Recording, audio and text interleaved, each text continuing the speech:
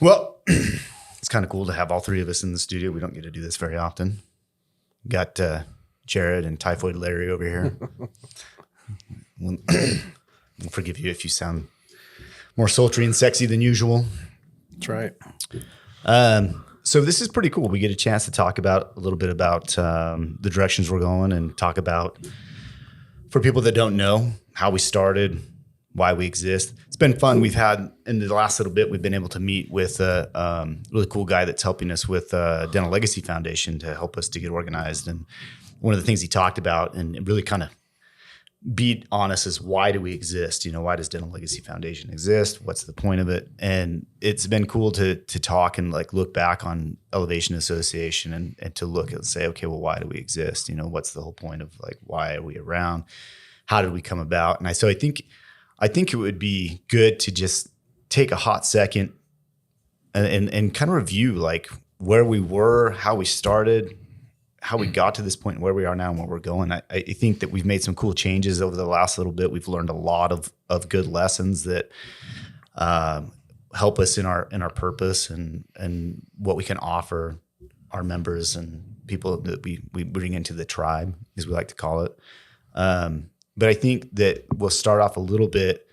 Jared, you sent an email out the other day. Oh, no, it was a list of you were kind of hypothetically talking to someone and you gave a definition of what Elevation Association with is that I really, really, really liked.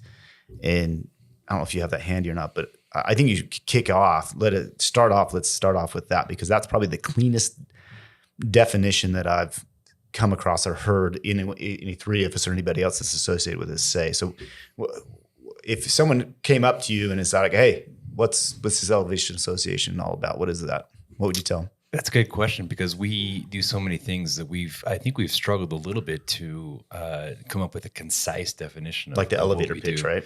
The elevator pitch. And I think, and also what's been cool has been the evolution of Elevation Association. So when we started, really our intent was to get together a group of like-minded dentists, guys that we wanted to hang out with, guys or girls we wanted to hang out with, you know, in a place where we could create a space where we could form some community, we could trade ideas, and then we could help each other grow. And that's where the name Elevation Association came from. You know, we help each other elevate our practices so we can help each other elevate our lives. Yeah. So, but since then, it has evolved into so much more as we have collaborated with these other dentists that we work with. We've come across some really great ideas. We've come across things that we've implemented, and these things, this now has become more than just a community. It's a community first and foremost, but second, it's also a personal and a professional development community for dentists. You know, because at first it was just a professional development. We wanted to talk about our practices, but then we realized you can't talk about your practice without talking about your life. And because you can create a business plan. Every dentist needs a business plan. There's no question. We all have business plans. But through the collaboration with these other dentists, what we've realized is that you need more than just a business plan. You need to figure out how that business plan fits within your life plan, you know, your leadership plan, your legacy plan.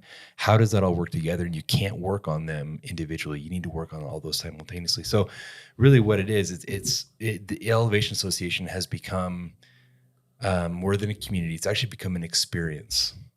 It's an experience where we get together with other like-minded dentists and we work on these plans together. We work on designing a life plan. We work on designing your leadership plan or your business plan.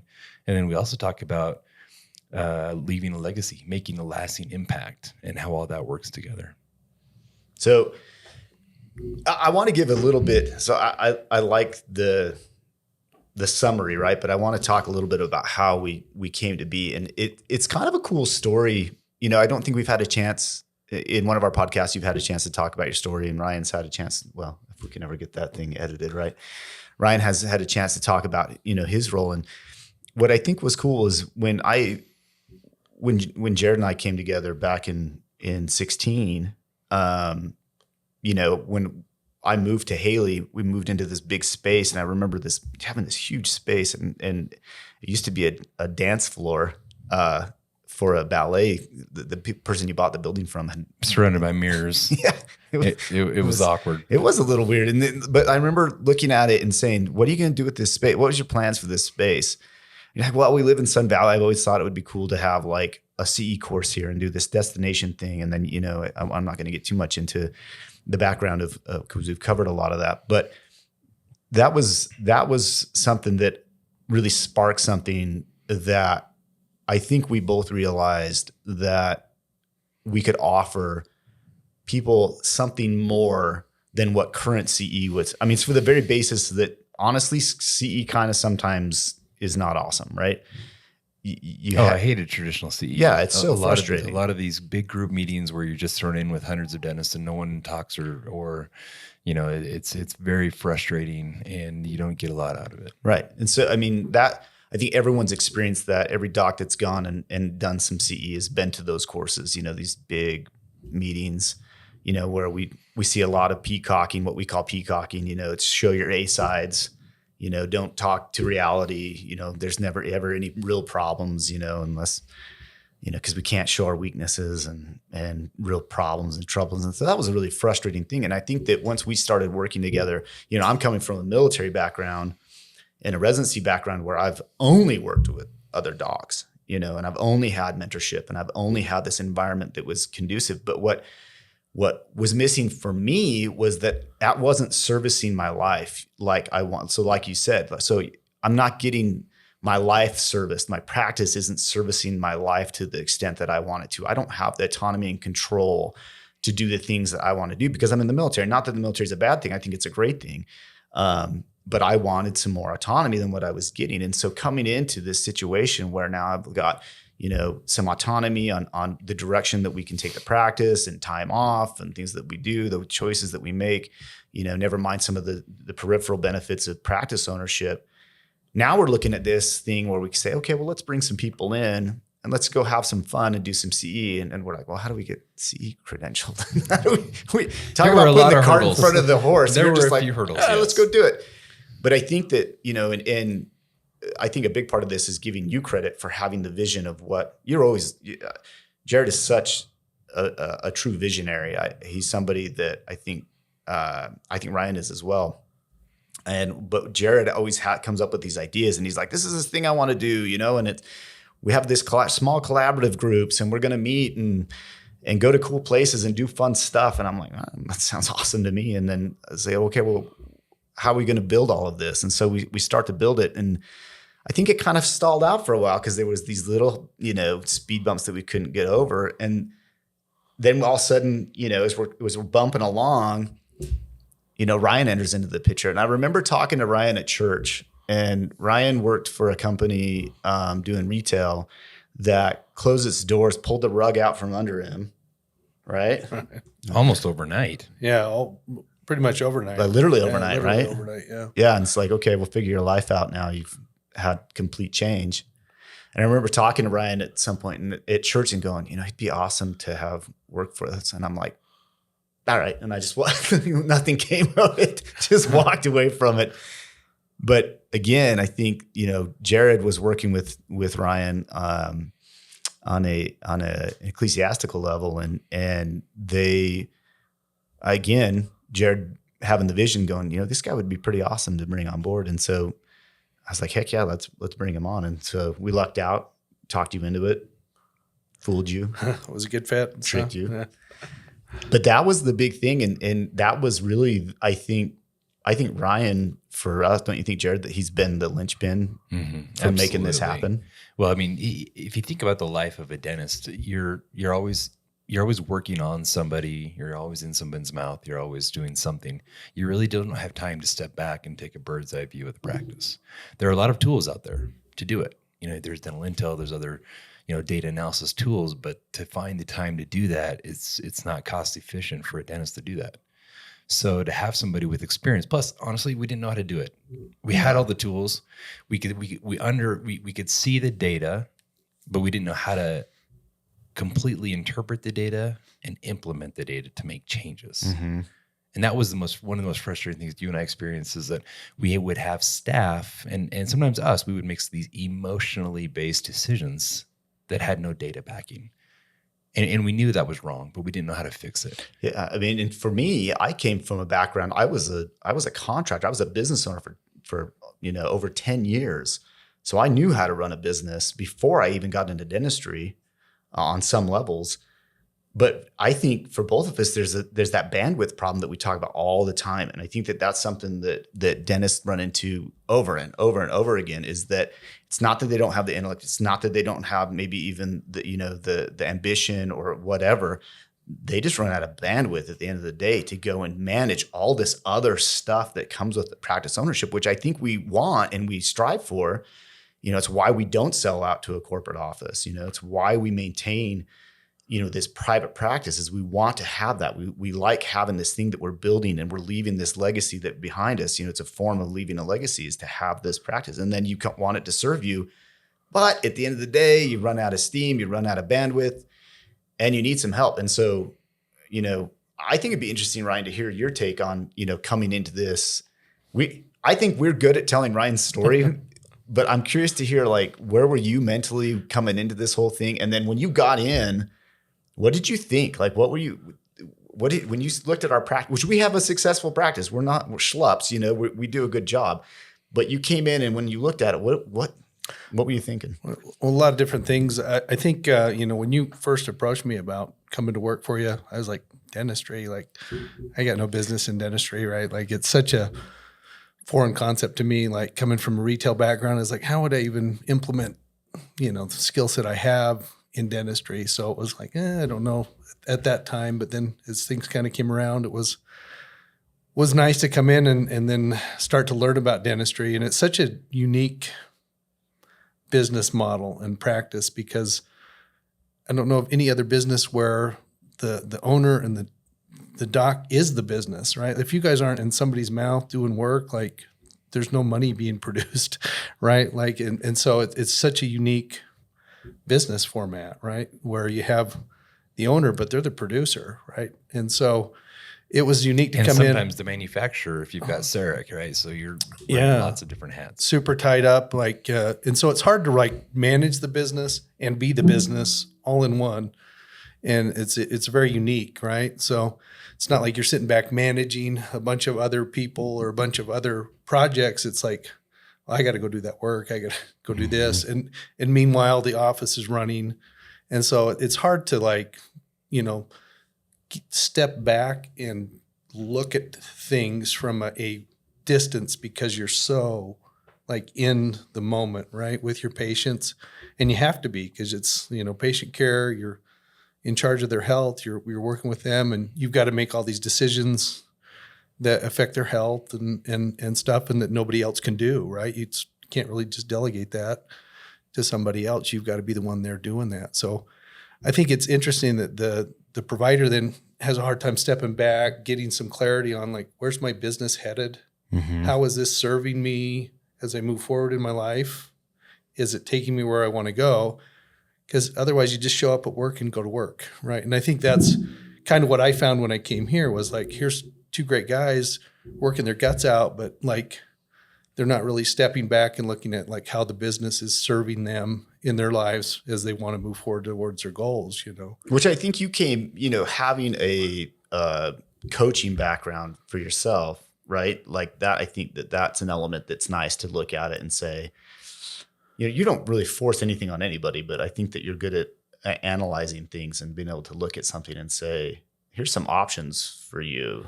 Yeah, which was good. I mean, in addition to the retail, I did spend 2 years going to school for coaching, mm-hmm. for health and nutrition. And that gave me a good background with being able to work one-on-one with clients and try to get them towards their goals and kind of help work them through some of that stuff, which was good. But it was nice once I got into the business of dentistry and stuff. It was more applicable than I thought to some of the business background, right? You've got customers, you've got products, you've got services, you've got employees. And so it was just relearning what are the products that we're selling? How do we, do a good job marketing those? How do we do a good job implementing those?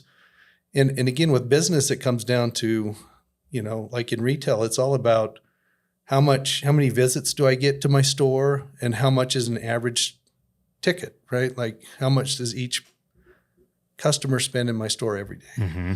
And dentistry in a lot of ways is the same way. It's patients and how much are you producing per visit, right? And so there's two ways to improve your practice. You can see more patients, or you can produce more per visit when those patients come to your practice. And so being able to utilize that a little bit gave me some background, some guidelines on, okay, how do we, increase our visits? And then two, how do we produce more per visit? Right. Pretty simple formula until you don't do it well. Until you don't do it well, right? Well, I don't think I told you guys this. So I was listening to a practice broker the other day, and the practice broker was talking about how venture capitalists, this outside money, dentistry's like the sure bet. They are all wanting to put their money into dentistry. That's why we're seeing this big boom in corporate growth and DSO growth right now. It's one of the reasons.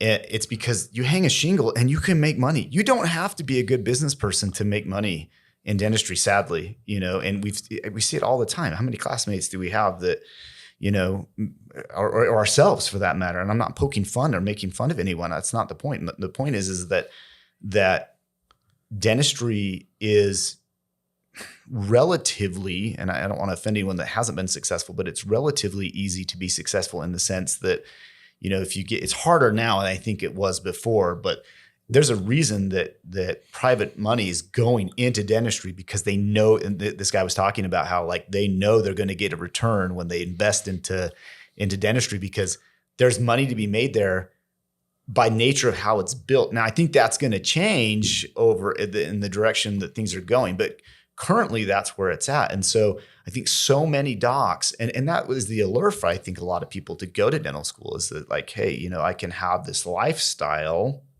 it's a lot, maybe that decision is lifestyle driven, which I don't think there's anything wrong with that either.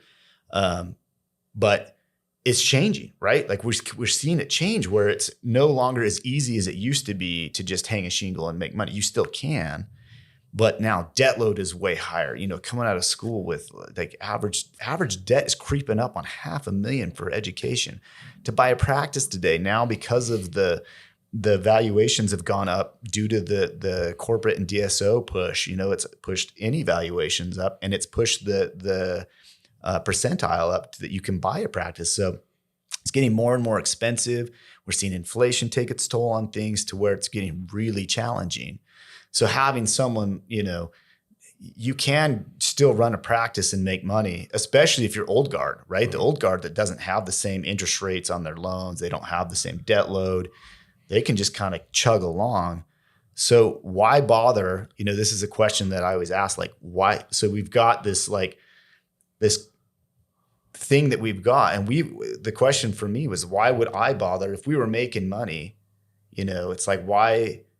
I would expect someone to come to me and say, well, why did you bother to change anything? If you were doing well and making money, why bother? Why bring on Ryan, right? Like, why make this change? And I think for us, it's in the situation, it was a no-brainer. But I think that for someone on the outside looking in or questioning their own practice and to say, why would I need to have someone come in as an implementer and help me out? Why would I need that? And so, for us, it was organic. And I don't think people always understand that.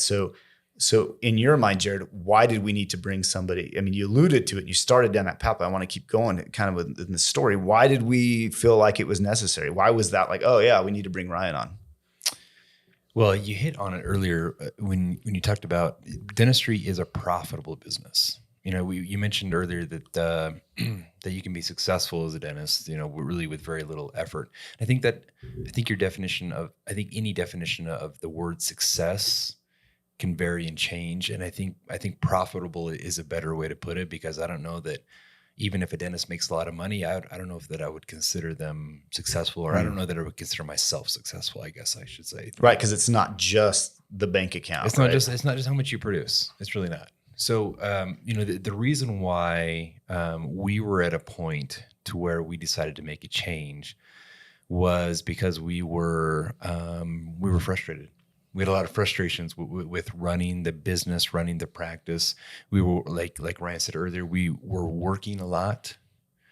not taking a ton of time off. We were trying to manage staff, trying to manage patients, and making money and taking it home. That was about it. Because the dentistry is the easy part. Dentistry is the easy part. Yeah, after a little experience, it's the dentistry is easy for sure. Yeah, and I think that we both knew that we were running out of bandwidth at the end of the day, not only for the business aspect but the managerial aspect as well. And there were fires that it seems like we were putting out drama fires all the time. Like the drama was so pervasive and exhausting. Like that was one of the things that we love to tell the story of the leaning chair, because doing it by yourself, I don't know how you did it, dude.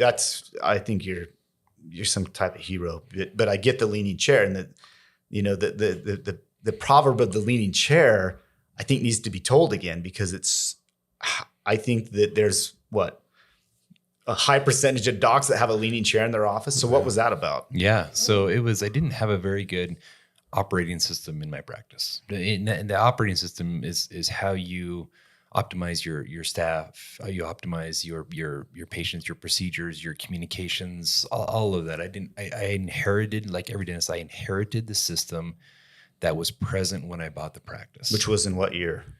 2007. Okay. So in 2007, now you're just adopting what was there. You're just adopting what was there and trying to keep your head above water, because now, like everybody, you pay a lot of money for a practice. You've got a big overhead. You got to put your head down and work, and you end up trudging through the next few years just to make sure that you're making ends meet, is what it is. And when that happens, the natives start to take over and make their own rules, and you end up being okay with that because the practice is still productive. You're tired. Money, and you're tired, and you don't want to deal with it, frankly. Yep. And so, it was a lack of an operating system that we had. And so I would have, before you came on, I would have the staff come upstairs to my office to voice an issue. And I would always give them the moment to voice the issue. Which we now know is a better way to deal with that.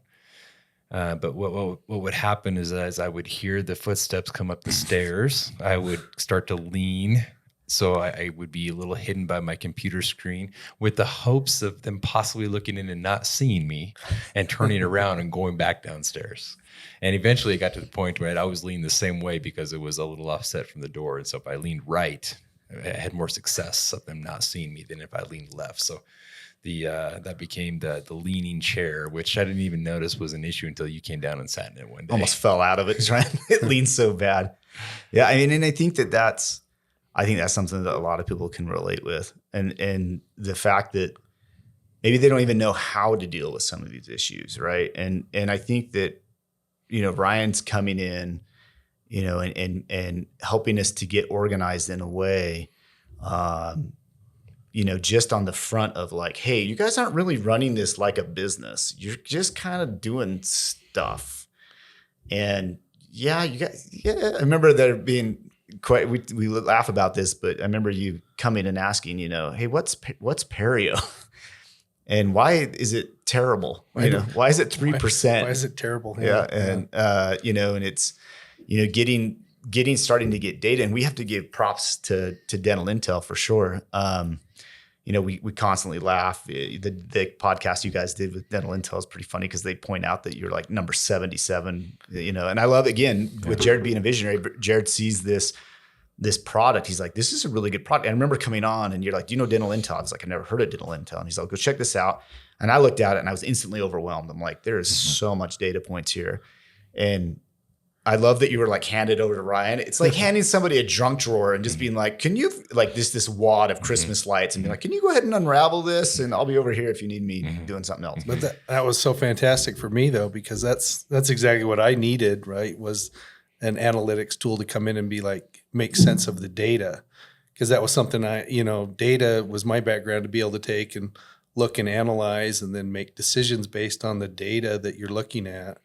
And so coming in, I was like, what kind of data am I going to have in a dental practice, right? And so the Dental Intel was such a good tool, like for me start wrapping my head around how well is the business actually performing, and then where can we make tweaks and adjustments based on the data.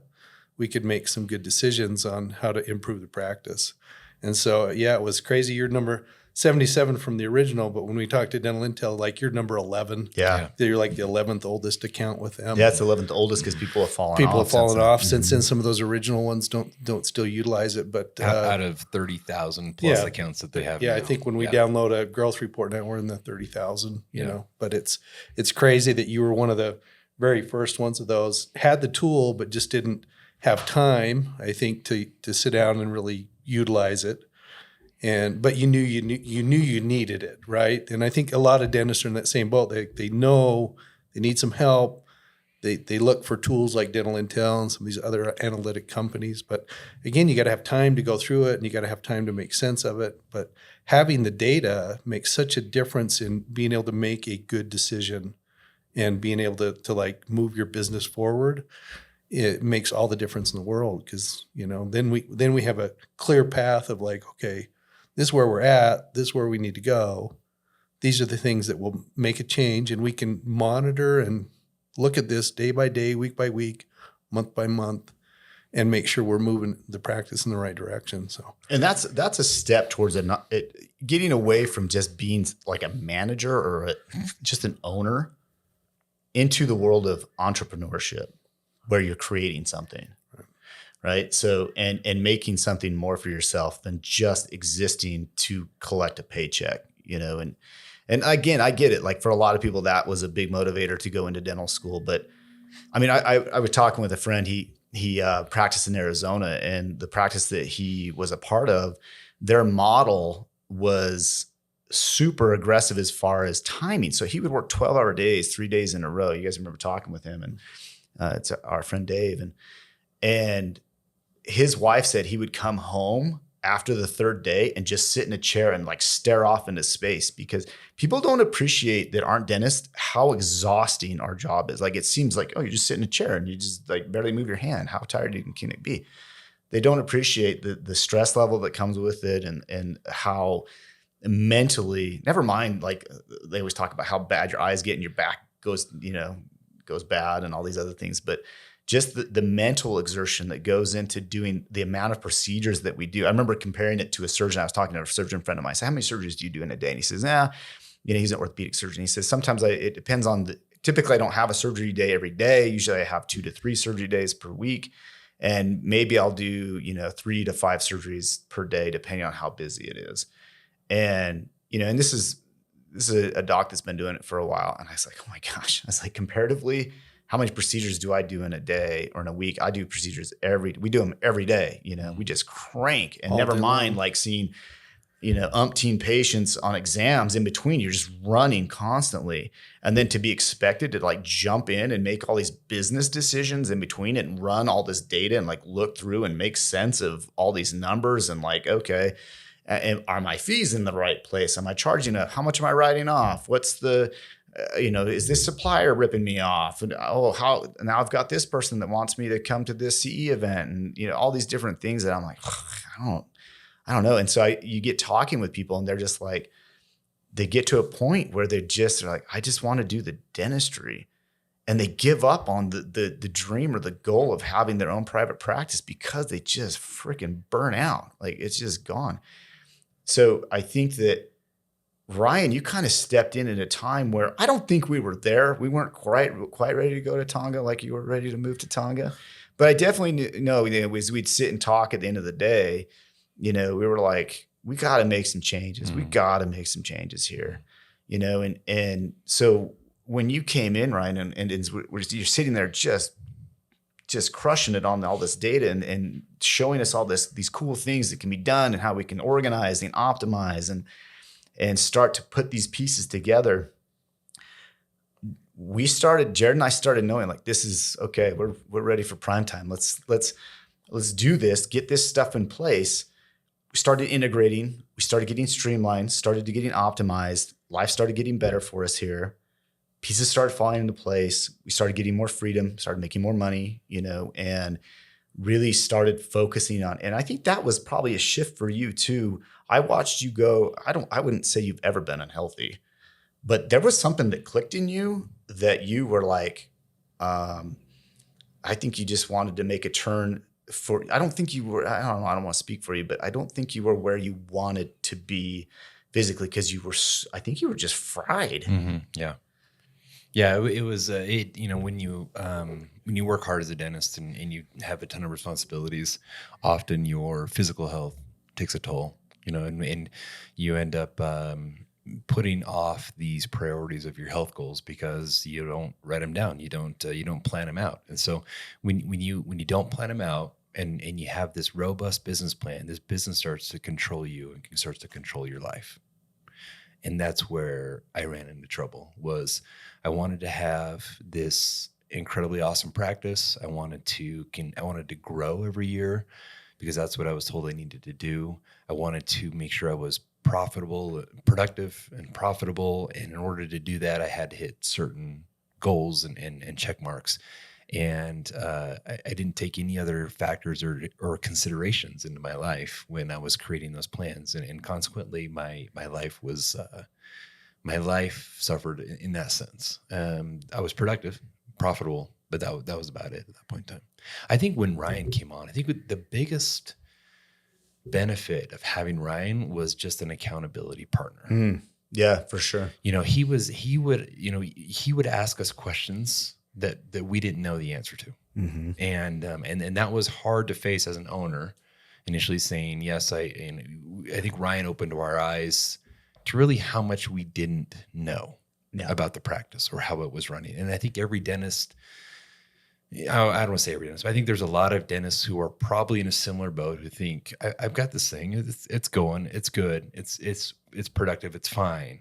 Well, until someone digs in, and until you actually are okay being incredibly vulnerable and say, I want you to look at every aspect. I want you to look in every corner. I want you to open every door of this practice and really tell me what's going on. Because if you don't understand really what's going on in the practice, then there's no real room for any growth. Mm-hmm. Yeah. So I think too, I watched from an outside position where you mentally got freed up to start to focus on these lifestyle area. I mean, you've always had, from the outside, me walking into this, you had a dope boat. You had a great, I started off with boat. I should probably start off with a family. Let's prioritize, yeah, you're a great boat. Boat's amazing. Boat's awesome. You know what's awesome? Your boat. Truck is also nice. But you had I think people have a picture of what a dentist looks. I think we've all grown up with the dentist, right? There's the dude in your ward that's the dentist, or the lady in your ward that's a dentist, or I said ward, in your neighborhood that's the dentist. And they have the house and the boat and the family and all these other things. But I step in and I look at, you've got these great kids, you got an awesome wife, you have this killer house, you've got all the toys, and I'm like, oh yeah, this is the lifestyle that I always think. And then as you start to get into it, you're like, yeah, I've got the stuff, but I don't have a lot of the meat and potatoes of life. I need more of content with my family. I need more time meaningful time with my family. I need more time for myself and to be able to take care of myself, and I watched that. That was really cool to watch that, that unlock for you, and you started to, I don't think it wasn't I never saw you as having a priority problem. I saw it as a bandwidth problem again. It was just this I'm smoked, and I remember, your wife talking about you coming home kind of like Dave did, and you just would kind of veg, right? And it was, there's nothing else to give. Well, you can have a ton of success, but success means nothing without significance. You can ask, so the success that people have, that's not what brings happiness. That's what we all think brings happiness. And we look at the people who have success and we think that they look happy, and they do from an outside perspective. But there's a great, you guys have seen the movie Gladiator, right? We've got What's that about? it's about it's awesome. pretty Is awesome. it about Jeeps? Yeah, it's about Jeeps. It's got Marcus Aurelius, Caesar. He's talking to Maximus, who's a glad who was his chief of his generals of his army at that point in time, and he says, and Caesar knows he's about to die. He's at the end of his life, and he says, when a man sees his end, he wants to know there was some purpose to his life. How will the world speak my name in years to come? And that's exactly kind of where I was. I had acquired the things, the shiny objects that the dentists go after. Yeah, the stuff, right? Which I supposed and hoped would kind of bring me the life significance that comes with the success. But it didn't. It didn't. It really had to take a step back. And I think we were both at the point where, like, okay, right, help us reorganize this. It really is a reorganization. Help us to find this operating system that brings us this other peace of mind that we're missing, because we can do the dentistry. We'll do that all day long. We went to tons of C courses. We feel very good about what we do, but we just need to feel very good about who we are in this life. Mm-hmm.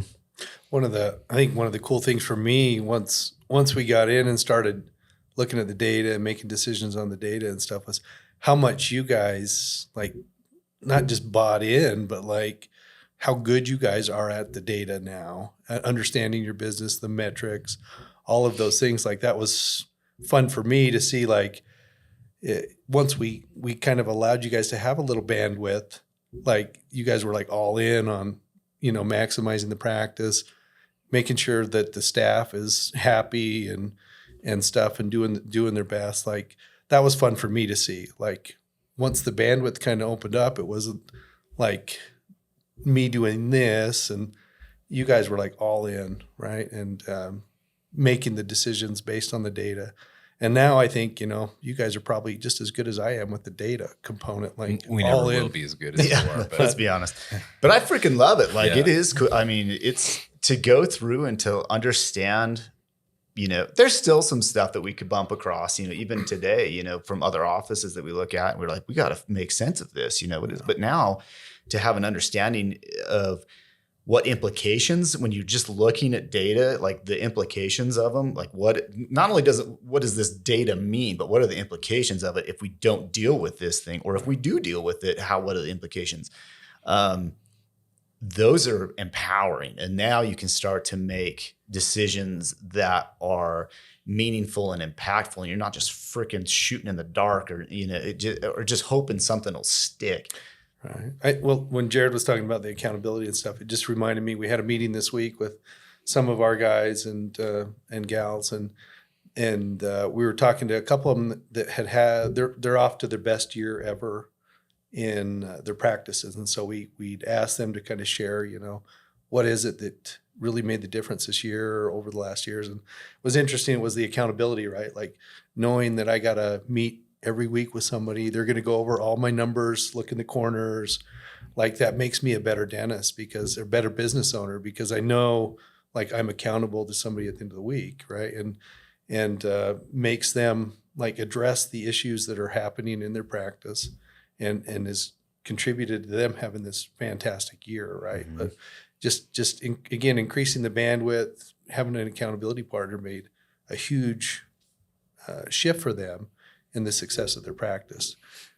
I think what allowed us to do that, and we've skipped over this a little bit, was our discovery of the book Traction. Yeah, I was gonna talk about that. That's good to bring up, right? Because again, and I think that you've got to be given the credit here, because, well, Ryan read it, right? And then you're like, hey, you should read this book. I'm gonna knock my drink over.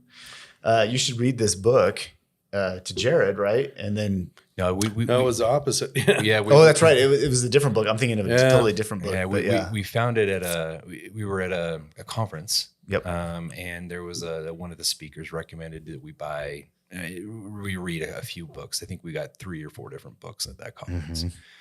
And Energy Bus. Yeah. And then we kind of divided. Said, okay, you take this one, I'll take this one, and I grabbed Traction. and went. We went on a trip, and I opened it up and started to read it. And I think I got to page 27 or 28. It was when I sent you guys a text. No, you couldn't put it down. Remember, it was. Yeah. No, I sent you guys a text. I said, buy this right now, because this is now my copy, because I've marked this up, because this is an unbelievable answer to all of our frustrations that we've been having. And it was, so you guys went and bought it, and it was incredible, because what it does is it allows you to create an operating system. So the basis of the book, Traction by Gino Wickman, is he introduces this operating system. It's called EOS, Entrepreneurial Operating System. And this operating system is used by thousands of successful businesses across the country. Any small business between 5 and 500 people. The problem with it is it's for a general business, which is very different than a dental business. Almost something that has to deal with sales too, by the way. It's a little bit leaning that way, but not that it couldn't be adapted. And that's what we did. We had to adapt it, because the principles are this, right? The principles are that you get your team all going in the same direction, and your business starts to gain traction. And you do that by they share their vision, right? You're creating this accountability. You're making these data-driven decisions. They communicate with each other. And these are all systems laid out in the book that you can implement almost like a recipe book.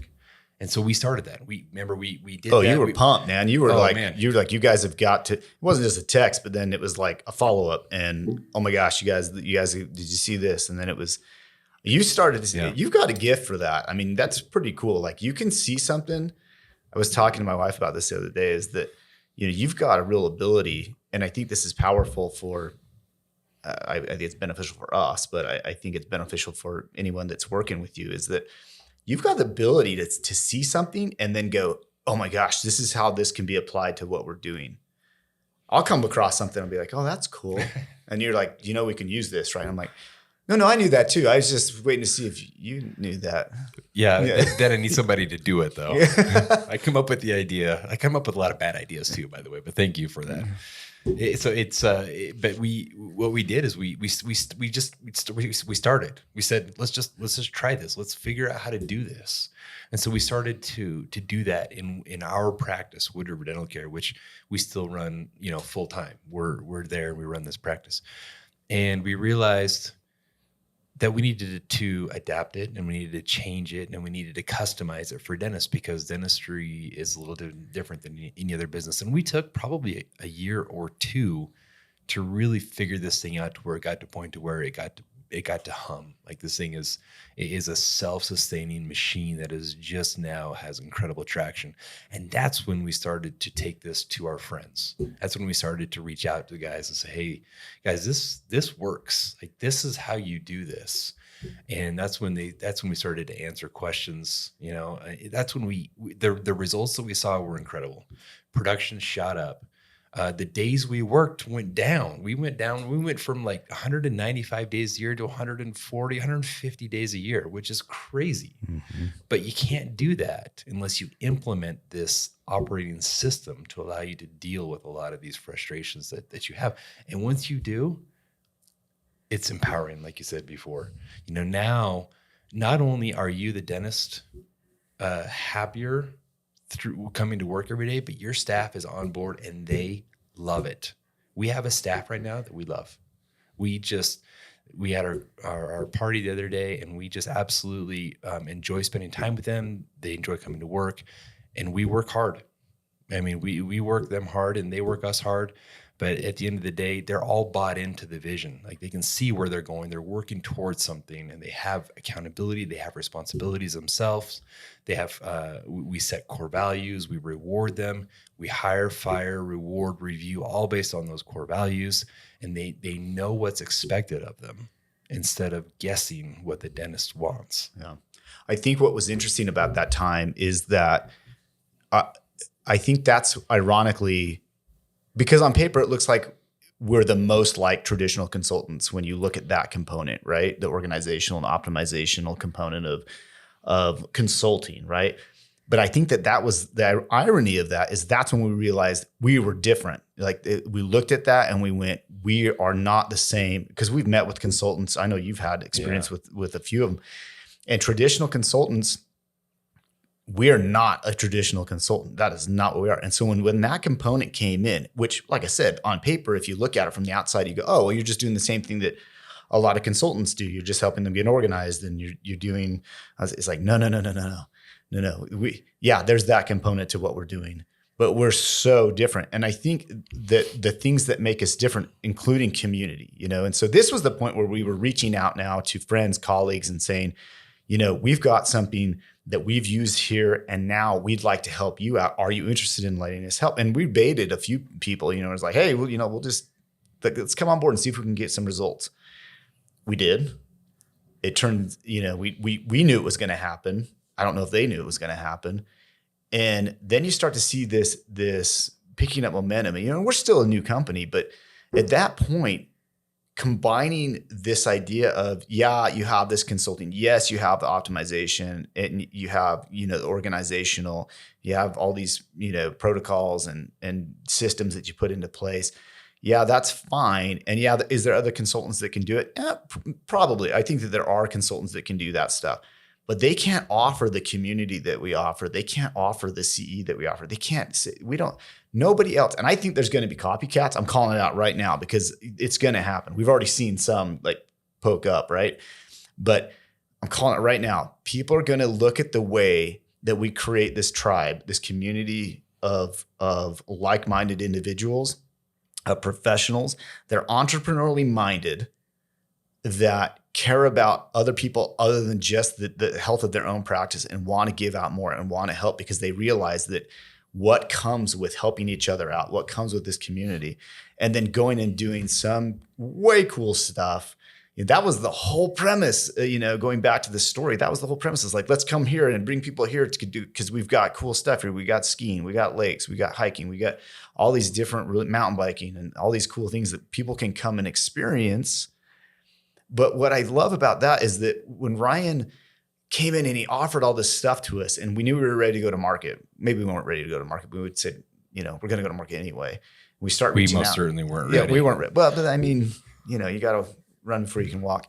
And what I thought was cool from all of that, Ryan, was I remember I sat down and asked you, and I said, how has this change been for you? Because I feel like you were at a fairly good sized company, upper management of a large size company that you devoted your life to. I mean, realistically, and now, that's all taken away.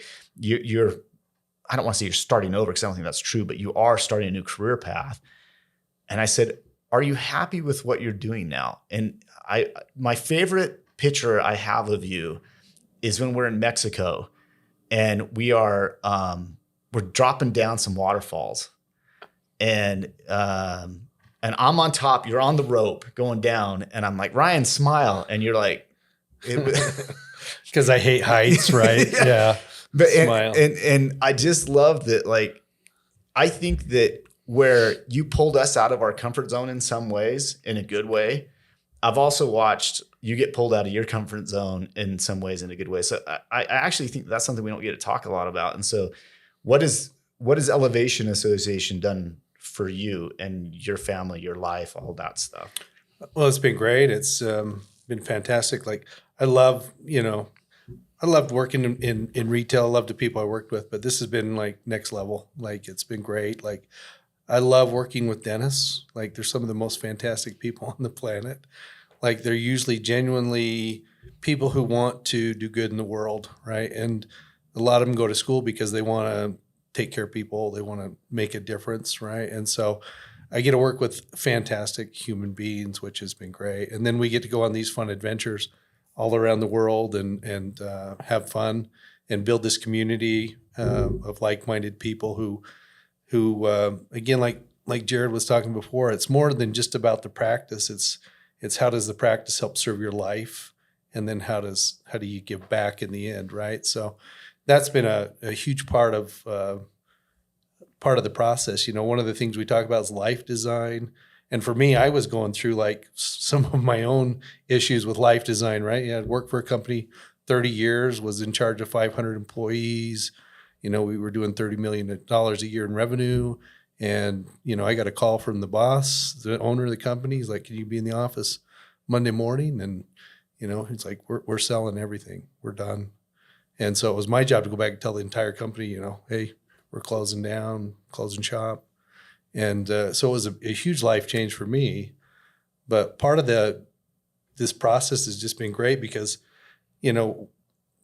we're now going out and helping people to design the life that they want to have. And so for me, it's also been a journey of my own coming through this into, creating a life that me and my wife love. We love to work with the dentist. We love to go do the humanitarian projects have been just like fantastic for us. Like there's so much value, and something I've always wanted to do is kind of continue that aspect in my life of giving back and helping people. And so I love the profession of dentistry. Like it's been fantastic. And again, I love working with the docs because they are just genuinely wonderful human beings, right? And it's been life-changing for us. And again, the stuff we're doing over in Africa has just been so great, and it's changed my life dramatically. You can only sell so many hammers and stuff like that.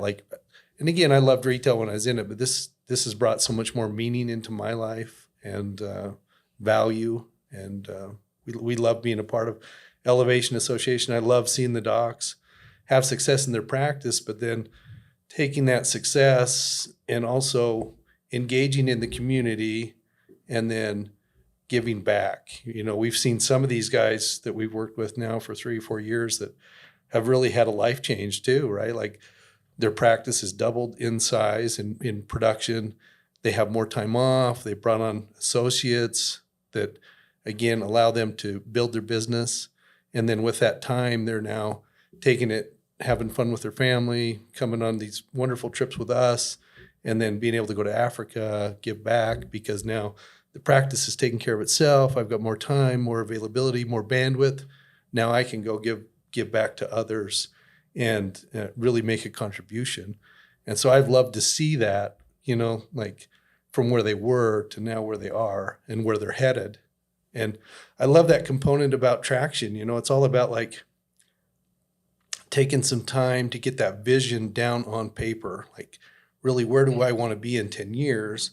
And then how do I get there? Mm-hmm. And that's what we at, Elevation Association, I think we do a good job of like helping the docs like move in that direction to their goals.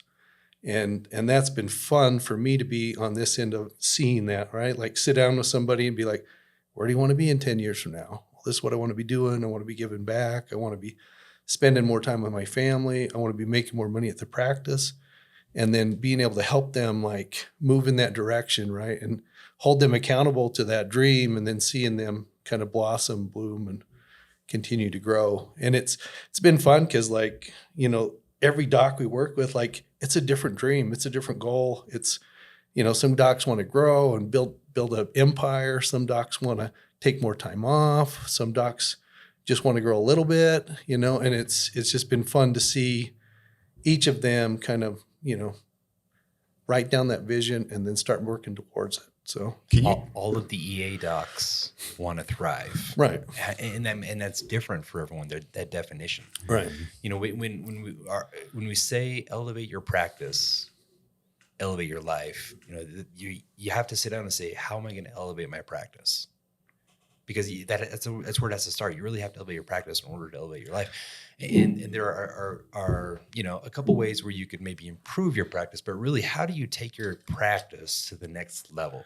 Well, how do you take your practice and have it serve what it is you want to accomplish, right? Right. And I think that's what's cool is like, how do I take this thing, that my business, and help it to serve a greater purpose, right? And I think the one thing that we've learned working with tons of practices and working with our practice is that reaching the next level in your practice isn't about a new procedure, isn't about adding procedures. It isn't about acquiring a new piece of technology. Really elevate your practice is implementing a system that gives you an opportunity to optimize your people. It optimizes your systems and it optimizes your communication. And by doing that, your practice elevates to another level. And now you have got the freedom, you got the time, you have the bandwidth now to do what you want to do with your life. Well, I think it's comparable to, I think you can compare it to vision in the sense that, if I have blurry vision, I can still see where I'm going to some extent, right? So I'm 46 now. My vision's not what it was when I was 26. And, there's certain things that I feel like it's relatable. Like I can bump my way through wherever I'm going if I have blurry vision.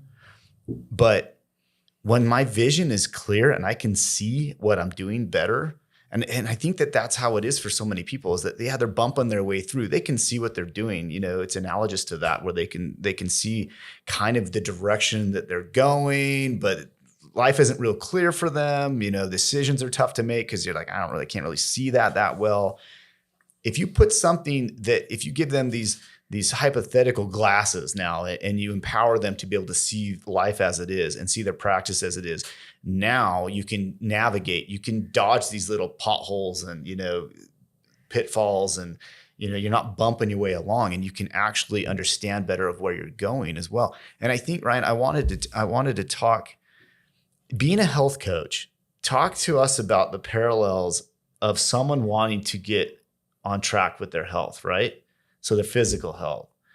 How does that parallel someone that's wanting to get on track with their practice health? Maybe what if you have someone that comes to you and is like, and they're pretty good, they're in pretty good shape. They don't have, physically they look great, they eat okay, but they're like, you know what? I don't feel like I'm where I could be. I have more potential. I've got, and how does that compare to someone that comes to you, comes to us with their practice and saying, I've got a good practice.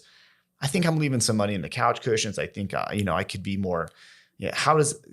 Talk about that? How does that compare? Well, there's a lot of parallels there. I think what happens a lot when in the health industry and it's the same in a business too, is a lot of times people are looking for, like, what's the one thing I can do to make a change? Like, is there a pill I can take or a shot I can do? And it's like, it's more than just one thing, right? It's like, you got to do a lot of little things right consistently over time to have success. You got to eat right. You got to exercise. You got to do the supplements. You got to do all the little things, and you got to be consistent over time, and then you'll see results, right? But it's not just one thing. And so a lot of people are kind of in that mindset of like, just give me something that can change one thing. And there's not. There's not a silver bullet approach. We talk a lot about, like, there's a silver shotgun effect, right? Doing a lot of little things well over time has the power to make a huge difference. And so with dentistry, it's the same way. It's like doing the little things, the reappointments, the scheduling correctly, right? Working on your perio, hygiene production. There's all these little things that you do every day. If you do them well, you'll have a good day. If you have a good day, you'll have a good week. If you have a great week, you'll have a good month. A good month leads to a good year. But it's all about, like, focusing on that day. Like, what can we do today to have a great day? And it's the same way with health, right? Like, if I can do well today, if I can eat well, if I can get my exercise in, if I can drink enough water, right, I can have a good day. And I can focus on having a great day. And you just stack those. You just stack them day after day after day. And then a year from now, you're going to be in a completely different point than where you were, when you started. What does it take when someone comes to you as a health coach? What point do they have to get to finally seek help? Like, what has to happen? What do you see? Is there some consistencies there that you're seeing that, like, this is a common thread that lead people to finally come and talk to me? Well, I think you go back to kind of the original. It's usually either pain or pleasure, right, that people are seeking, and it's the same way. They're either in enough pain that they know they need to make a change, or they're trying to go the pleasure route, right? And usually it's the pain. The pain is usually the thing that will make the change. When someone just comes to you and like, I'm just done. Like, this is my last shot. This is where I'm at. I need to make a change in my life. My parents, are unhealthy. My mom died of dementia. Like, what? I need to change. And sometimes with the dentistry, it's the same way. You got to get to, sometimes they're suffering or frustrated so bad. It's like, I need to change. But like I said, with dentistry, what's hard sometimes is like being able to step back and give yourself some clarity, because you are the business, you're in there with your head down working hard, and it's hard to sometimes take that step back and be like, I need a little bit of help. I need a community. And I think that's where you get a little bit of the frustration now, and you see so many private practice guys going with a DSO is because they see that as like, I need some help, and here's the help, right? Like I'm going to get on board with these guys and they're going to provide me with some of that help. But I think there's another option, right? I think Elevation Association offers an option too, right? Like I don't have to give up the autonomy, but I can partner with this group. I can have the camaraderie. I can have the collaboration, right? I can talk to a bunch of other dentists who are either a little bit ahead of me in business, and then I can also, help support someone coming up behind me that's maybe dealing with the same frustrations I have, right? Do you see that in the health world? Do you have someone to be accountable to, and do you help kind of create a network of, you see it all the time with personal trainers, right? Like a lot of times they'll put them in a group so that they can help each other out and have a support system. Right. A lot of times, like what's successful in that area is like a challenge, right? Mm-hmm. Where you'll get a bunch of people and you give them a time frame and a group of friends, and then they'll work towards that. Having accountability partners, having collaborators helps to keep you on track, right? It helps you to have that great day, is because I'm doing it and so's he. And at the end of the day, we're going to check in with each other and make sure we're doing well. It's the same way with us in the practices, right? They're able to have that accountability partner to be able to work, on a week-to-week basis and be able to check in. And again, having that with EA, I think gives the doc that's looking at, I need to go join the DSO, another option, right? I can come get the support and get the help, and I don't have to sell my practice. I don't have to commit to 5 years or, with a DSO to go that route, and sometimes that is a good route for people. I'm not, I don't want to bash DSOs, but I'm just saying it gives someone another option to explore. And it's obviously a lead-in question, right? And I think it's so funny because we see, our whole career is based off of trying to stop people from destroying their oral health, right? Like we always talk about an ounce of prevention and all this other stuff. But you watch, and I think it's so ironic that dentists who devote their lives to trying to help people along their oral health path, right? Or overall health path, really. That is what it's really about. And everyone's got the patient that has, they start off with gingivitis, and then it's starting to get into perio, and then they've got moderate perio, and then I'm moving into advanced perio, and they lose their teeth, right? And it's like, well, they don't do anything. They come in, and what do they say? Oh, it doesn't hurt. Why would I need to do it? It doesn't hurt. It's like, okay, it doesn't mean there's not a problem. It doesn't mean you couldn't do better for yourself. And we see it all the time. All the freaking time we see these patients come in and are like, they're either in denial or they just don't care or whatever. And, or they're just ignorant to what's going on.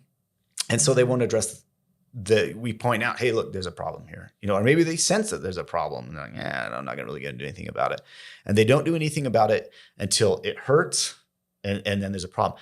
And what's funny to me about that is how many offices we see that it's obvious that there's a problem. There's, it's not killing the practice. It's not destroying them, but it's obvious that they're not optimal health. Their practice is not an optimal health.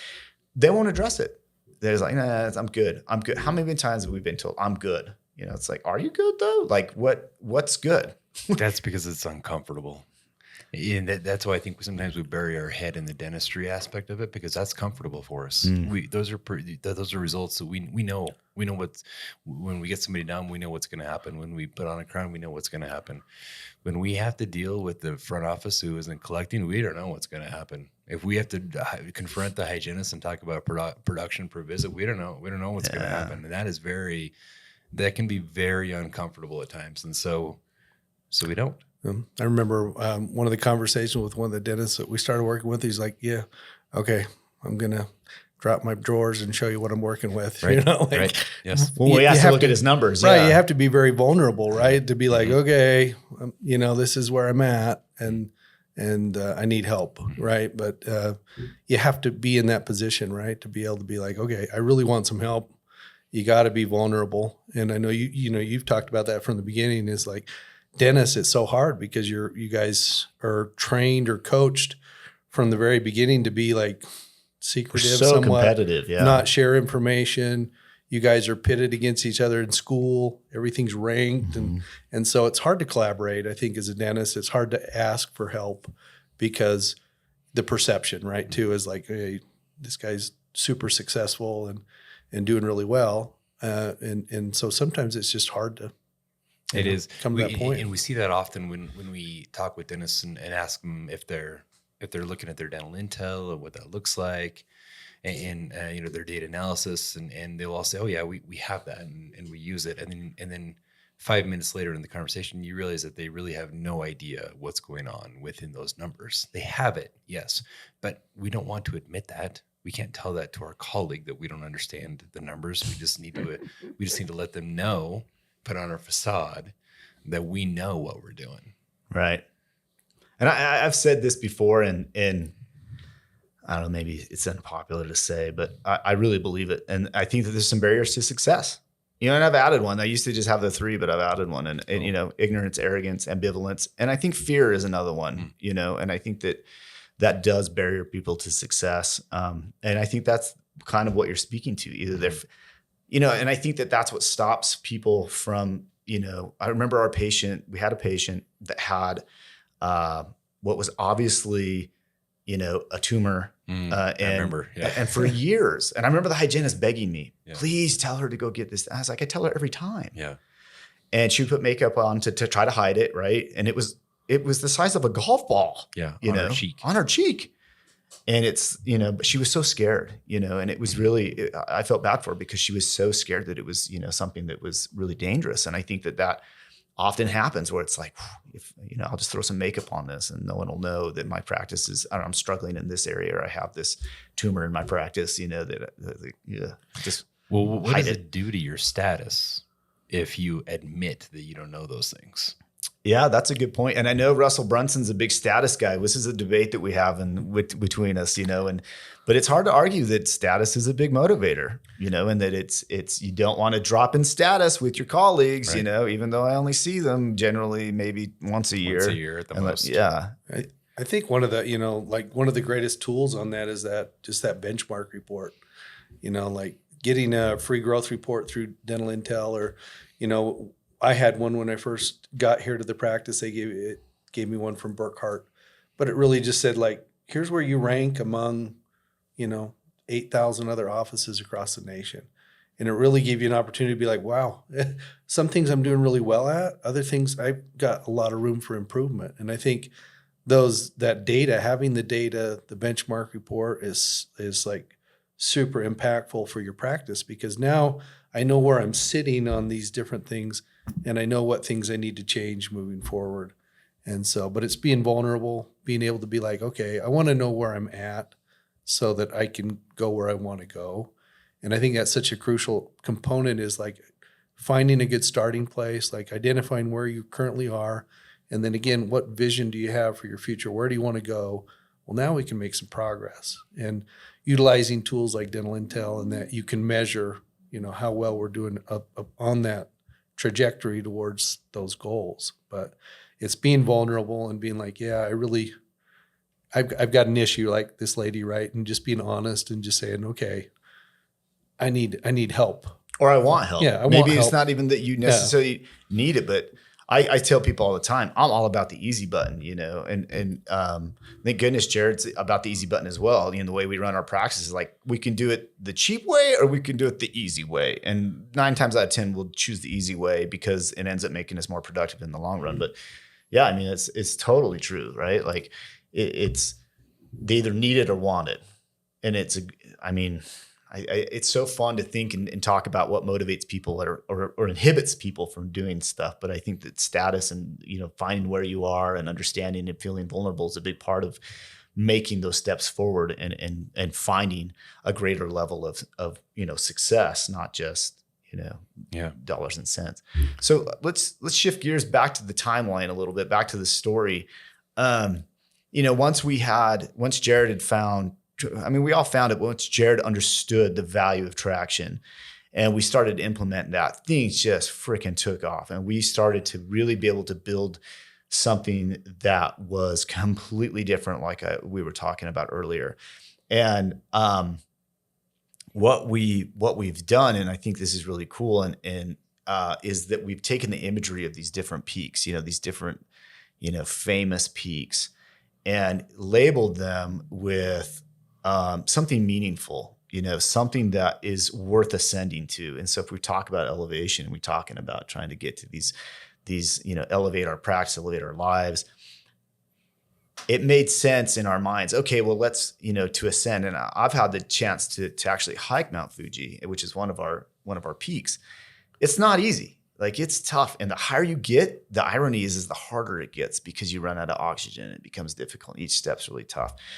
But it becomes more beautiful the higher you get as well. And you get a bigger view. And so we're like, oh man, this imagery is so great.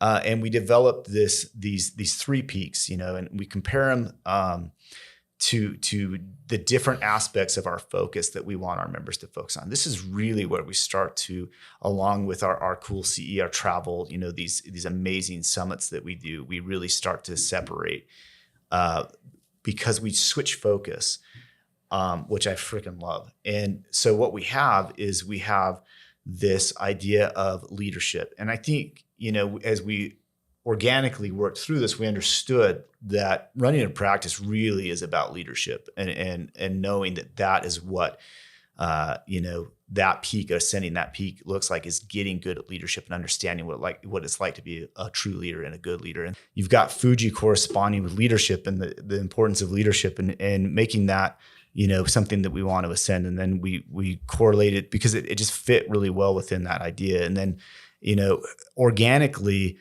that was the first piece to fall into place. And then as we were moving along, again, Jared he's just constantly, his brain, I don't know how you sleep, but his brain isn't shut down. And all of a sudden he comes across this book, another book, actually it was a course. I don't even know why you just because I don't think your brain stops is why. I don't think you're ever comfortable with the status quo. That's probably true. Before we move on to that, I think the leadership plan, I think the term business plan is outdated. I think a business plan is fine for your business, but it's good for a business class, it's good right? for a business class. But and that's why in Elevation Association we use the term leadership plan, because that's what's going to take your practice at the next level, not your business plan. Your business plan will help you make more money or whatever, maybe, but it's the leadership plan which is going to elevate your practice at the next level, and that's why we call it that. So, my oldest was at school, going back to the question, and his teachers had a book club. Of how you came into this book, had a book club, and they sent out an email, and it was called Design Your Life by Bill Burnett and Mike Evans from Stanford, is a course taught at Stanford University. And so at that point in time, we had implemented traction, and we had created our vision for our business. We created our leadership plan. And then I think about 6 months or a year into it, both of us were like, is this really what we want our vision to be? Is this where we see ourselves? And what effect does that have on our life? And so that got my mind reeling and questioning, really, what does my life look like? And is this going to then tell me which direction I need to go, or can I design my own life? Is what it's. And this course is the most popular course ever taught at Stanford. It was for a while only taught to the students, only available to the students. But after it became so popular that the designers of the course decided to make it public. And they printed a book, they published a book, and then they made it available, a course available to the public. And so there's TED Talks and some other a lot of content out there. There's a ton of content on there, and it's all based on the fact that there's a quote from Jim Rohn that says, if you don't design your own life, chances are that someone else will design it for you. And guess what they have planned for you? Not much. No. Right. And so the fact is, if you don't design your life, someone else you're gonna fall into someone else's plan, and that for me that wasn't okay. I really wanted to design my own life.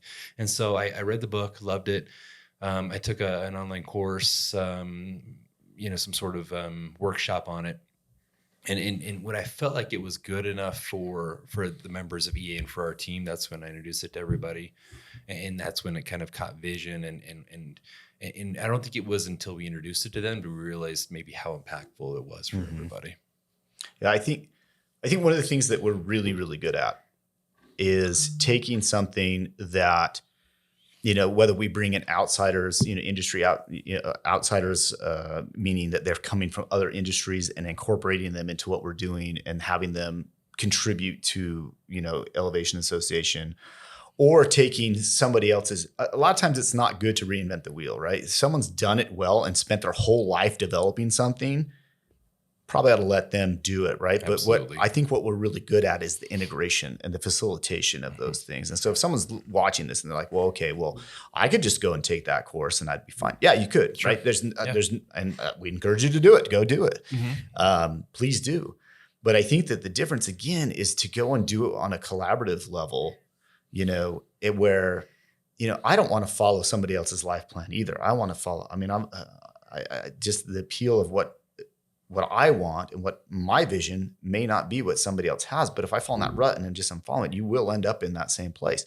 And I love the idea, however, of listening to other people's ideas and what they want to do, because then it might spark something for me. To have this community, again, falling back on this idea of community, for me has been so important and so fun to like troubleshoot, talk life, talk kids, talk, our careers. And one of the cool things that I think that we've done again really well is to put us in settings where we can talk about those things. And it was so fun to go and figure out, what people do but don't do well is that they do see events in cool places, but then they don't do it well because they lock you up for freaking all day long and you're just bumming it, right? We were talking about that earlier.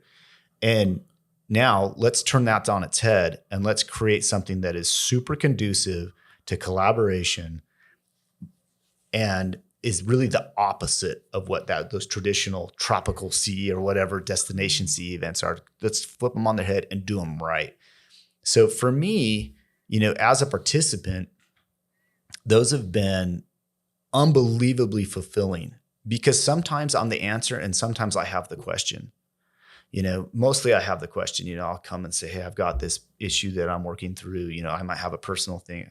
Lately it feels like it revolves around kids because my kids are getting a little bit older, and, college is a challenge, and you have all these different like new things for them. And, you go and talk to people like, hey, you've got a few kids that have been here, done that. What's been the solution for you? And, what did you do with this? Or just to talk shop with work, what are you guys using for this material? How are you doing this technique? And to have that group, a very open forum, but then to be in a place, in a space that is actually lending and leading us to have those discussions is huge. And so, to throw the whole life design component on top of it, I think would just, the way things have come together for us was we needed something in the life component, and all of a sudden, bam, you find this thing. And then, I think the leadership, to have actual structure in the leadership component, have that boom come together.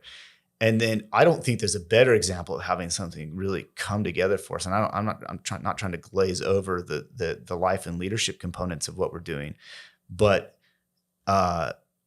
it's pretty stinking crazy how our legacy component came together. This legacy summit, or the Kilimanjaro peak that we're trying to summit with this was pretty cool. And I think it's worth talking about. I think it's worth talking about Dental Legacy Foundation, where that came from, especially now as we're moving on to our third year of working over there and making stuff happen, and having outside groups now go and participate in the clinics. And, let me ask you guys, for me, that's been, in some ways frustrating, but in most ways super fulfilling. And I remember we just had a meeting the other day talking about like, well, why does that exist? Remember, it's like, why does Dental Legacy Foundation exist? And he was kind of berating us, I'm like, that's, but tell me, why does it exist? And, talking to those points, I found myself shockingly emotional about talking about some of the things that we were talking about over there. But what is Dental Legacy Foundation done for you guys? What does it mean for you? I mean, it's obviously a nonprofit. We're obviously doing work in Tanzania, and it's you could go anywhere and go help people. But why Dental Legacy Foundation? Why is this more meaningful for you guys? So for me, it was part of my life design. So when I was creating my life design, when I went through this course, and when we went to Panama, we went to these other cool places with these other dentists. I sat down and I said, what is it that what am I missing? What is the significant portion of my life that I'm missing? Like, and so I realized that the well-designed life is a series of remarkable journeys. There is no endpoint. Success is not an endpoint. Success is more like a portal. And for us, that portal ended us in Africa.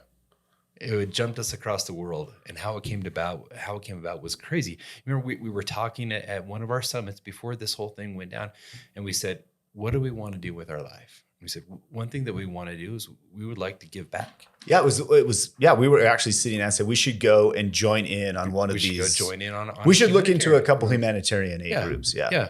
And so because we were in a collaborative session with other dentists, there were other dentists who had some ideas. Hey, I've been on this humanitarian effort in Belize. It was awesome. Hey, we do this one in the Dominican Republic, or wherever it was.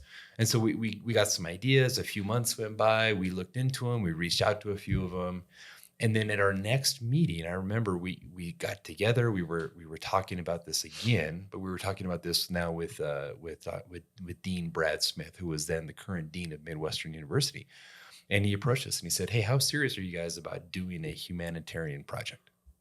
And we said, "We'd love to go and do one." Well, because he was taking groups of students and going over to Tonga. Yeah. So I think. For me, I thought that's what he was talking about. Here. I'm like, oh, yeah, we'll go to Tonga. So you're already going to move there. So I was like, Tonga sounds amazing. Those are my people. Yeah. And so can we go in January for a month? So as we said, yeah, great. And he said, well, I may have this opportunity to start a new project in Africa. And he said, how interested are you guys? We said, oh, that sounds interesting. Tell me more. And he said, well, I was approached by a man named Mike Dosek. And Mike Dosek's son, Logan Dosek, was in dental school at Midwestern University. Logan had some health complications, unfortunately passed away in his first year. And his father, Mike, has been doing humanitarian work and effort in Africa already. And he would like to dedicate a clinic or two to his son, Logan, in Africa. He said he approached me, Dean Smith, to do this, but because of all the red tape of the university and these other projects that we already have going. Well, it was COVID too, so that threw a giant wrench in it. Yeah, he said I can't do it, but I know of this group who's interested in doing a humanitarian project, and that's how it all came around back to us. And that's the first of a series of incredible events that led to this opportunity to go and start this humanitarian 501c3 nonprofit in Africa. For us, it's hard to deny that there's some type of, if you want to call it divine providence or whatever you want to call it. And I think, Ryan, you've obviously been really pivotal in all this as you've worked with, St. Gaspar Hospital over there. I want to flip that question to you. How has it been meaningful to you, and what impact has it had on you? We talked about impact yesterday, right? So what impact has it had on you? So it's been great for me. Again, me lacking the doctoral skills, right? They don't want me over there pulling teeth or they're doing surgery. So my role became more of kind of the liaison between us and St. Gaspar Hospital where the clinics are. And so that's kind of my role, has been kind of the go-between the two organizations and kind of to help facilitate trips over and coordinate dentists and the travel and those kind of opportunities. And so again, I get the great aspect of being able to sit back and see things from the big picture and really look at the impact that the Dental Legacy Foundation has been able to have on the oral health in those communities, and just the impact of like the need is so great over there. Like it's almost incomprehensible that most of the people in Tanzania will probably never see a dentist in their whole life. It's like one dentist for every 200,000 people or something. And it's, people go years and years with, all the issues we see here in the States, but people are going years and years with dental pain and toothaches and issues with their health that are affecting like their ability to eat meat and protein, and the opportunity to have clean water is such an issue. And so you're over there and you're seeing like these people in such dire need, and they're such beautiful, wonderful people, so gracious and so grateful for the help that they're getting. Like it's wonderful for me to be able to sit back and see the impact again on the docs, and to be able to see, like, I think again, dentists are such wonderful people, and they get in the practice because they want to help people. Mm-hmm. But it is a business, and it becomes a business in a lot of ways. And so there's all the frustration that again comes with owning a business and doing it for money, and the patients are also paying money for the care. And so to go to a place where that all goes away, right? It's just doctors helping people in dire need. And the gratitude from the people is just like off the charts, right? Because you're not just like helping them on a routine visit. It's like you're changing their oral health and their overall health tremendously, right?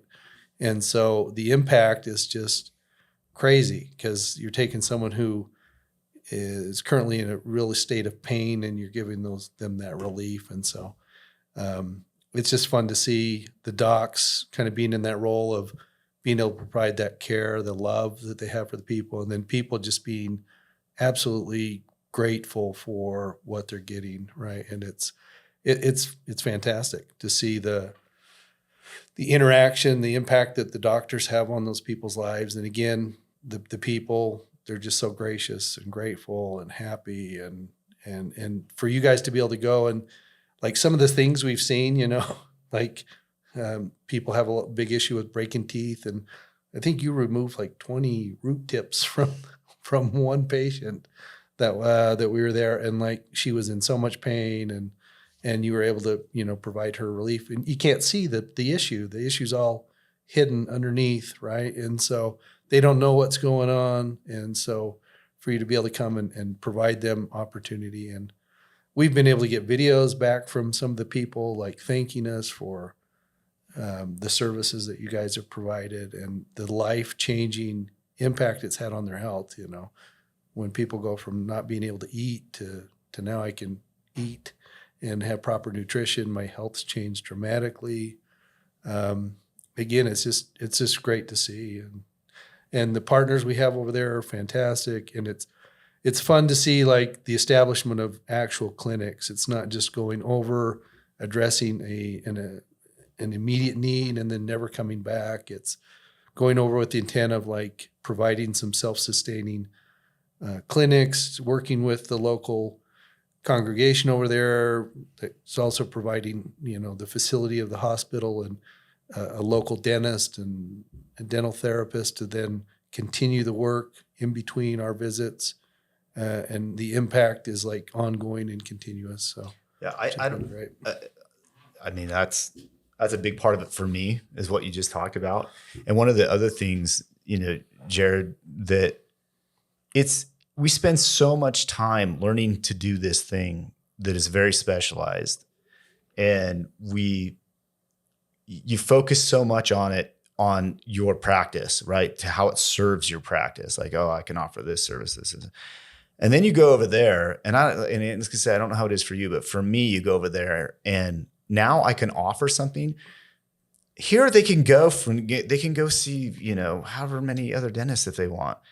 I go over there and I can offer them something that they cannot do by themselves, and then B, that,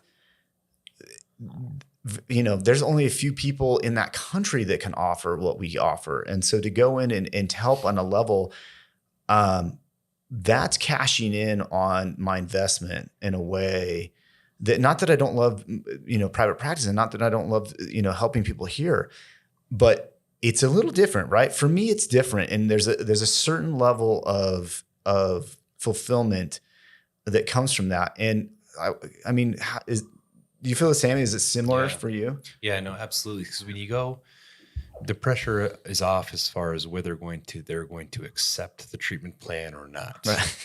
Right. And then all of a sudden, these things they're not optional. It's not something that they put off. These people are coming to you. They're waiting in lines. They're getting in their tractors and in truck beds and traveling hundreds of miles to come and see you to get stuff done. It is fantastic. And what I love about what this project is doing is, like Ryan said, we're not just showing up, doing some stuff and going home. We are actually creating something that's going to transform and empower those communities that we're visiting. Because yes, we have to start somewhere. So we start with some visits. We start with some US dentists going and doing some visits and showing them what the importance of oral healthcare, or simply establishing oral healthcare. There's nothing that exists in these communities. We go, we establish it, we create this system, and then we help them become self-sufficient and create a system that they can then live without us there, which is empowering for them and incredibly rewarding. It's a great legacy that the Dental Legacy Foundation is leaving. So that was a name that you came up with, Dental Legacy Foundation. And I love the breakdown of it. How has that scratched the itch? So you put it into so you had your life plan, right? Yeah. And you're like, okay, I got to work this component into it. How has it scratched that itch? How has it fulfilled that portion? And then speak a little bit to this idea of a legacy. And when we have the whole, we have our Kilimanjaro peak, we have our legacy component, that we look at, the pillar, if you want to call it that. How has this served? I keep talking about how these different aspects served our life. Mm-hmm. How has this served your life? How has it filled that component that you were looking for? Sure.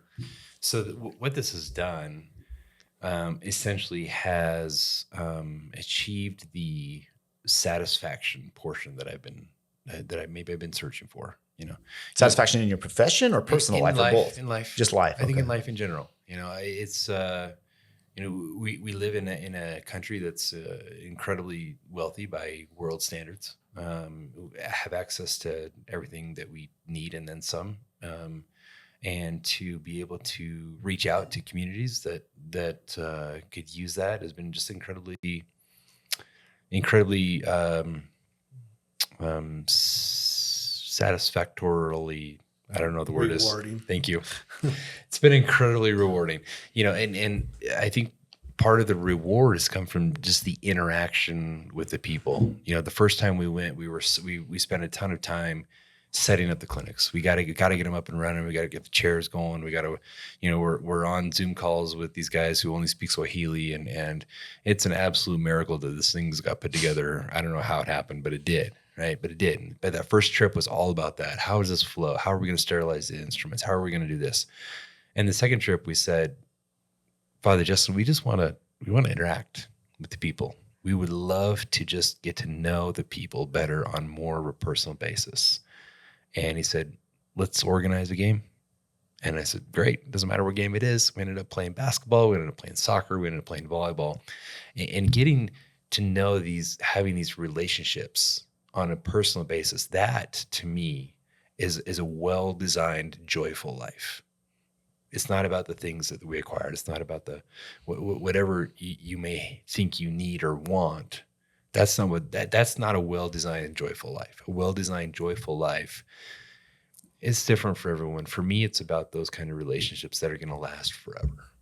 And I think that you touched on something that I think is super important, and that's investing in something that is not in diminishing returns. How many times do we invest into something that it's an investment in diminishing returns? And we invest a lot into that stuff because we think that there's high value in it, but there is maybe initially, and I think that's that talking about developing our life and talking about developing our legacy and leaving a legacy. What does that mean for somebody? What does that mean for especially in our profession? What does it look like to develop all of that? And I think that it is about investing because we have you have some commodities, right? Time, I think, is probably the biggest one. And especially in our field, when we start to get, where we're producing well and the practice is going good, Financial stress never goes away for most of us, but it decreases. It's like you can start to focus then now on, okay, where can I invest my time and energy into something that is going to, I can find enjoyment, fulfillment, those kinds of things, and meaning, and it doesn't. What's cool about that, I think, is that it's you get very little of that intrinsically. It has to be extrinsic, and it comes from the interaction with other people. We keep coming back to this idea of this, collaboration or talking or working with other people or serving other people. And I've just found that I take, and it's not my, I guess my objective is to take more than I'm giving, but I end up when I go out and do these things, I end up getting back more than I'm putting in. And it's such a cool experience. And we just encourage anyone and everyone that, if you have an opportunity to go and do something like this, whether it be with us or with somebody else, go do it. Maybe it's in your own backyard. We do some of that here. But maybe it's in Africa with us. I think it's interesting, when we set our core values from the very beginning, was life, leadership, legacy was 3 of the core values, even before this project came into existence. Right. And then all of a sudden it's the Dental Legacy Foundation, right? That came through Elevation Association. And so it's been fun to see, and kind of a manifestation of like that desire to give back, to do more, to be a part of something bigger. But it's just so interesting how that kind of manifested itself after, establishing those core values of what we want to go out and accomplish, and then comes to fruition, right? So. Well, I want to talk a little bit about the experience. In the very beginning of this, you talked about how it's an experience. And I think we've kind of painted a picture of what that experience is like. You have these different, our different peaks that we talk about. But if I'm coming into this cold, right? And what's funny is we're gaining a little notoriety, and I don't, the dental world's small, right? It's a small place. If you make a ripple, it's going to be felt a little bit. We're definitely not making waves yet. I think we'll get there. But maybe I hear about Elevation Association somewhere. I like see an ad, or someone's gone and done something, with EA or whatever. And I step into this world and I say, okay, what can I expect to have happen? What's going to happen? So, and what can be expected of me? Because you talked about that as well earlier on, and that's what makes us a little different. And we were talking about it with, the health coach component is that there's no silver bullet and there's no magic pill. You actually have to do some stuff, right? So what I experienced, if I walked into the door today, what would I experience? Well, I think there's so much that you can get as a member of Elevation Association, right? That can help to add value to your life and your practice. And I think what you can expect is, full membership would involve like working with Elevation Association on a week-to-week basis, as far as like the practice numbers and the accountability partner, those kind of things, where we work one-on-one with the practice, right? We work with establishing the leadership component in your practice to help maximize like your business. We help implement traction, core values, core focus, the vision, all those things, so that you can, again, maximize your practice, so then you can go out and have a bigger impact on your goals and vision of the future. So when you come to work with us there, that's kind of that component of that leadership aspect, where we're helping you develop your practice. We're helping you maximize that, getting your staff all rowing in the same direction, implementing traction. And then once those kind of things are in place, now it's like, how do you work on your life design? So now you can come to one of our retreats. Like this year, we're headed to El Salvador to surf camp. Got this beautiful resort. Come with your spouse, because the spouses are important to involve in, or significant other, yeah. Right? Yes, because they're important on life decisions, right? They have such a big role there. So come and learn the life design course in that unique remote area. Get out of the practice so that you can work on, your vision, your future, where you want to go with your life. And once you're done with that, then, come on a trip to Africa with us. Come work on the legacy component, right? Start learning to give back, to come provide care in that setting, and then discuss, part of Elevation Association's connection with dental legacy as foundation is to then, use that trip as a way of like developing a legacy plan. How do I now, leave something impactful for my family, for my community, for the future as well. So we work on that again, life, leadership, legacy. Those are those core values that we work on. And as a member of Elevation Association, that's what you can expect to have is the collaboration, the camaraderie, and again, help in the practice, life design, legacy planning as you go forth. Yeah, when you step into it, we're first going to help you elevate your practice so you can elevate your life. There is an immediate monetary return when you elevate your practice. There are systems that we implement, the Elevation Association operating system, that will give you a production and collection return that is off the charts. That's the first thing that we'll do. We'll help you get organized there. Look at measurables, look at KPIs, Yeah, and something that we absolutely. can actually put back in front of you and say, here's some proof in the pudding. There you go. Yeah. Yeah. These are the things that we'd recommend doing. And these are the things that we've worked with you. Whatever your goals are, we'll help you accomplish that. That's the first thing that we do. And then, like Ryan said, after that, let's see where that leadership plan now fits into your life. And then you come with us to El Salvador or Panama or Belize or wherever we are that year. And no, 2 days is not long enough. I'm sorry, it's not a weekend. You can't take off a Friday. You're gonna have to miss a few days of work. It's a week, and the reason why is because it takes 2 to 3 days to unwind. Because you're not vulnerable at the beginning. Nobody is. It takes a couple days on the beach, a couple days of some good quality food, fun, CE to be able to step away from the practice and think about really what you want to do for your life, and to talk and collaborate with other people who are in different positions than you are. Once you do that, once you work through the all of the tools that we have to help you design your life, then now we've got a life that we've designed. And whatever, and the reason why we invite you to come to Africa with us is so you can see what our legacy is, what we hope our legacy to be. That doesn't have to be your legacy. One of my favorite legacies that one of our members is leaving is he is in Texas, and he created a scholarship, $1,000 scholarship or something, $1,500 scholarship for these high school students that he gives every year. And he sent us a really cool text and said, hey, I was out to eat with my significant other, and the waitress came up to me and said, hey, are you Dr. Bemis? And he's like, yeah, and he didn't recognize her. And he said, because of your scholarship that I got a couple years ago, I am in school and still in school right now. How cool of a legacy is that? That's awesome. That just gives you chills. And your legacy doesn't have to be the same, whatever it is. We don't want it to be our legacy. It's your legacy. But hey, come and get inspired.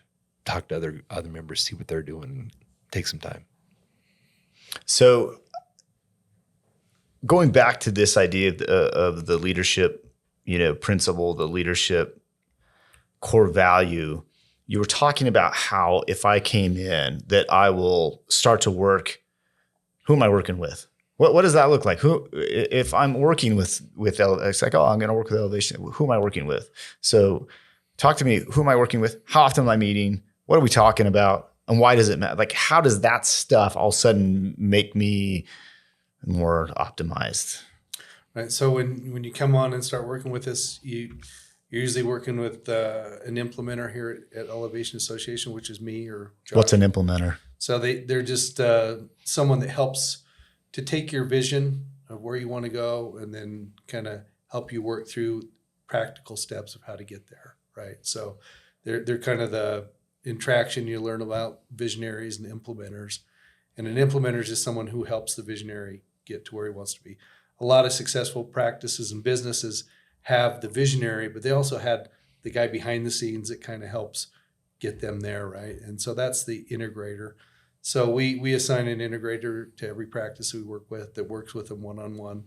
So they help them to kind of work through the process, work through the plan, and to get things set up. So we set up some software in your practice, Dental Intel, to start tracking metrics. We set up what's called Bloom Growth, which is based off of a traction model of scorecards and accountability and level 10 meetings and all those components, core value, core focus, your vision, traction, organizer, all of those things are built into the software so that we can really take the principles from Gino Wickman's traction and implement it into your practice, following the things that we've learned on how it works well with the dental office, right? So we help implement those things. And then weekly, we have a scorecard. We pull a bunch of metrics every week that we go over, look for areas where we're doing well, areas where we may have an issue that we need to discuss and to further, improve. And so we work with practice owners that way. We meet once a month with the whole team to try to make sure we're getting all of your team involved in rowing in the same direction, and helping them move the practice forward together. Because that was one of the big components here, is once we got traction implemented and got our whole team moving in the right direction, now we had this synergistic energy of improving our business. And so we do that once a month. We do some CE online with all of the docs. So we've got a CE course where we'll teach some principles, collaborate with each other once a month in that meeting as well. And to again have that collaboration and that group support as you move forward, and then really help someone implement those things in their business. You can also do like a jump starter where we'll come out to your business, usually, and one of us and Jared or Dan will come out and help to implement those things within a couple days in your practice, which can really help to gain some speed and move your business forward in a fairly short amount of time. We can get dental intel set up, traction, get your vision written down, and really make some progress in a short amount of time. So that's also another option that we have. So let me turn it over to you guys. Is there anything else you want to talk about regarding Elevation Association, Dental Legacy Foundation? I think we're going to do a separate podcast about the Dental Legacy Foundation, but just specifically, what have we missed? What have we not relayed about Elevation Association that should be relayed? Maybe just the uniqueness of the EA experience, Elevation Association experience. There's nothing like this in our profession. There's CE courses you can go to. There are consulting groups you can join. There are study groups you could be a part of. There are mastermind groups you can be a part of. There is no Elevation Association experience that's like those. It's different on a different level. And this is the place where we've tried to create the place where you can come to really develop personally and professionally. And those two mix, they have to go together in order for you to find the success and significance that you're looking for, to overcome all of the frustrations. We haven't talked really much about our guarantee at all. EA, our guarantee is essentially, that if you implement the things that we're talking about, if you implement EAOS, if you implement Elevation Association Operating System in your practice, then all of your business frustrations could just go away. They could be solved. You could get to a point to where you find the success and significance that you want, and if that doesn't play out for you, then we have failed in one way or another, because it's worked for every practice that we've worked with. Yeah. And again, that's kind of my thought as you ask that question, is just, the ability to help each doc with kind of their unique vision and dream of what they want to accomplish. Is, again, we're not here to dictate or control your practice. We're just here to help you reach your goals, whatever those might be, and really to provide some support and some collaboration to help you get to where you want to go. And that looks so different. Like, I was just going through all the different clients we work with, and like everybody's different objectives and goals. None of them are the same. There's not two practices that are like, this is where we want to go. And just, again, with Elevation Association, it's a partnership. It's not just us coming in and changing your practice, but we want to work with docs that want growth, that want to change, that want to make a difference, that want to contribute and live a life of success, whatever that looks like. But we want someone who's equally yoked with us and that wants to get in and make a difference. So Yoked and yoked. yoked and yeah, they got to be yoked. Well, I think that that's a really good point, is that the reality is we're not a perfect fit for every doc that's out there, nor do we want everybody. You know, we talk about the 1%, you know, we just want, you know, the 1% of the field that's out there, you know, and I think that that's because we expect them to be a good fit for what we're doing, and people that have that abundance mindset and have that capacity to just be a good human being. And let's be honest, not everybody wants to be a part of something like that. And we're okay with that. That's okay. The other thing that I think we ought to talk about a little bit is the future. Where's AEA going? Where are we going? Where are we taking this? Where are we rowing this boat? Where do you guys want to be in 10? Where do you see Elevation being in, I don't know, 3-10 years, something like that? Wait, are you asking what our leadership plan is? No, I'm not. I'm actually not. What is our VTO? Yeah, I'm not. Because we have one. Well, yeah, we do. We better. No, I'm serious. I want to know, where does Elevation Association go in 10 years? This is what I think. I think we're going to see some copycats, like I said before. I think that this is a successful model that is completely unique, that once people catch the vision of what this is, and then we get more and more people that are going to experience what this is, that it's just going to spawn a lot of copycats. And, you know, and then I think that the irony of that is going back to the original, right? And understanding, you know, what are the secret ingredients that makes this so successful has to be experienced. And once someone does that, so I think that you're going to see a decent amount of growth with Elevation Association. And I think that the impact that we're going to leave, I think that's going to grow as well, because as we continue to work with Dental Legacy Foundations, we continue to go and make an impact in these places that, you know, we're servicing and helping out, and they're helping us out. I think that collaboration grows. I think we see a bigger, you know, movement of collaboration throughout the industry. You know, we're currently working with, you know, awesome folks like Dentist Advisors, and we work with Dental Intel, and we work with, you know, Best for Dentistry, and these other groups that we've been able to, and Jared Galovich's group, you know, I CentraServe, I don't want to leave them out. And so this collaboration, I think we talk about on an individual level, but also on a more of a macro scale. We're having these collaborative things that we're not getting paid by any of these guys. We vet them, we find them to be good. And I think that starts to grow. And I think that this, we start to create, you know, in talking with you know, some of the folks in education, I think what we do is we start to create I don't want to call it a movement, but we open the door for private practice to be very viable and very enjoyable again, where you see such a movement. There's a giant wave towards DSO right now because people are stressed out about their debt. They're getting number guarantees, you know, they're getting sign-on bonuses.